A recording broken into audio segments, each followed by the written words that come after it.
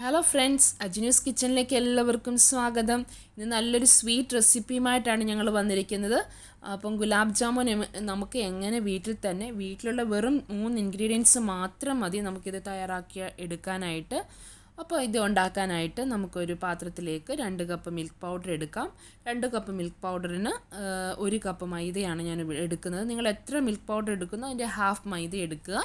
അപ്പോൾ അതിലേക്ക് ഒരു 1/4 ടീസ്പൂൺ ഉപ്പും 1/2 ടീസ്പൂൺ സോഡാപ്പൊടിയും ചേർത്ത് നന്നായി മിക്സ് ചെയ്ത് കൊടുക്കുക. നന്നായി മിക്സ് ചെയ്തതിന് ശേഷം ഇതിലേക്ക് നമ്മളൊരു ചെറിയൊരു കഷ്ണം ബട്ടറും കൂടെ ചേർത്ത് കൊടുക്കുക. ബട്ടർ ചേർത്ത് നന്നായി ഈ മിൽക്ക് പൗഡറും ഈ മൈദയുടെയും കൂടെ നന്നായിട്ട് മിക്സ് ചെയ്തെടുക്കുക. അതിനുശേഷം നമുക്ക് വേണ്ടത് തിക്ക് ക്രീമാണ്. ഇതൊരു 250 ml തിക്ക് ക്രീമാണ് ഞാൻ എടുത്തിരിക്കുന്നത്.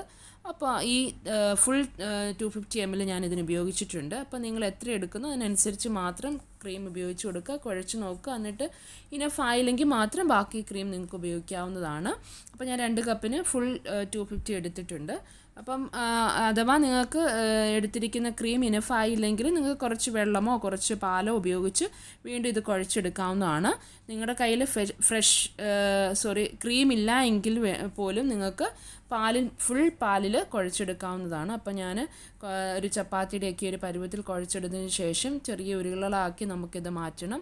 അപ്പോൾ ചെറിയൊരു നമ്മുടെ നാരങ്ങയുടെ വലിപ്പത്തിൽ നമുക്കിത് ഉരുളകളാക്കി കയ്യിൽ നന്നായി പ്രസ് ചെയ്ത് അതിൻ്റെ നല്ല ഉരുളകളാക്കി എടുക്കണം. അതിൻ്റെ ഇടയ്ക്ക് ആ ക്രാക്സ് ഒന്നും കാണരുത്.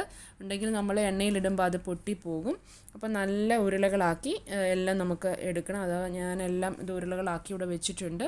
വീണ്ടും നമുക്കിതൊരു പാത്രത്തിൽ എണ്ണ ഒഴിച്ച് നന്നായി തിളയ്ക്കുമ്പോൾ അത് സിമ്മിലേക്ക് ഇടണം. സിമ്മിലേക്ക് ഇട്ടിട്ട് മാത്രമേ നമ്മളുടെ ഈ ഗുലാബ് ജാമുൻ്റെ ഉരുള നമുക്ക് ഇതിന് ഇട്ട് കൊടുക്കാവൂ. ഇല്ലെങ്കിൽ ഇത് കരിഞ്ഞ് നമുക്ക് ഇത് വേഗത്തുമില്ല, പുറം മാത്രം കരിഞ്ഞിരിക്കും. അപ്പം ചെറിയ തീയിലിട്ട് നമുക്കിത് എല്ലാം നല്ല ഒരു ഗോൾഡൻ ബ്രൗൺ കളർ ആകുമ്പോഴത്തേന് ഇത് ആകുമ്പോൾ നമുക്കിത് എണ്ണയിൽ നിന്ന് കോരി മാറ്റാം.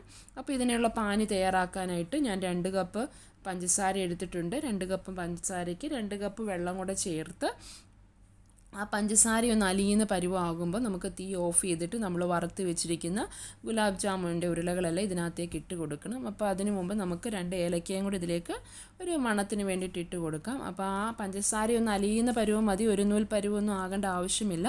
പഞ്ചസാര ആ വെള്ളത്തിൽ നന്നായിട്ടൊന്ന് അലിഞ്ഞു കഴിയുമ്പം തീ ഓഫ് ചെയ്യുക.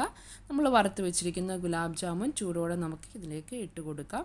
അപ്പോൾ ഇട്ട് കഴിയുമ്പം വീണ്ടും ഇത് നല്ല പഞ്ചസാരയൊക്കെ ലായനി അതിലേക്ക് പിടിച്ചിട്ട് വീണ്ടും ഒന്ന് കുതിർന്ന് വീർത്ത് വരും. അപ്പോൾ ഇത് നമുക്ക് ഫ്രിഡ്ജിൽ വെച്ചിട്ട് തണുപ്പിച്ചിട്ട് വേണമെങ്കിൽ ഉപയോഗിക്കാം, അല്ലെങ്കിൽ ഇപ്പം തന്നെ നിങ്ങൾക്ക് ഇത് ഉപയോഗിക്കാവുന്നതാണ്. വളരെ ടേസ്റ്റിയാണ്, നല്ല സോഫ്റ്റാണ്, നല്ല ടേസ്റ്റി ആയിട്ടുള്ള, വളരെ സിമ്പിളല്ലേ എടുക്കാനായിട്ട്. എല്ലാവരും ഇത് ട്രൈ ചെയ്ത് നോക്കണം.